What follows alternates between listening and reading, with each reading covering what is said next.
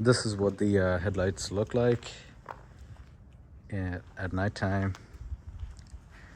As you can see, the daylight running light is only on, but when you turn the headlight on in video, it's kind of hard to see the outline because, you know, it reflects back on the camera. But this is what the running light kind of looks like right now.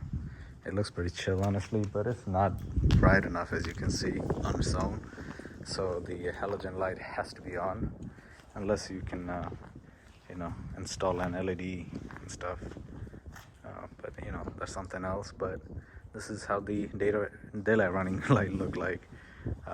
It doesn't, you know, illuminate any, you know, anything really.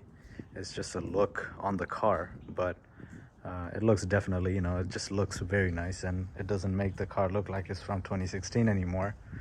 But you know, when the headlight is on, it's a complete different story, although it doesn't look that bad. But again, you know, you got all these nice LED lines and everything, and then we got an halogen light. But yeah, this is just a video of how this light looks. This I picked up from Amazon for my 2016 Camry LE. I will leave the, you know, installation video when I did this, and the link to purchase this in the description, so you guys can check those out. Thank you so much for watching. See you guys next time. Peace.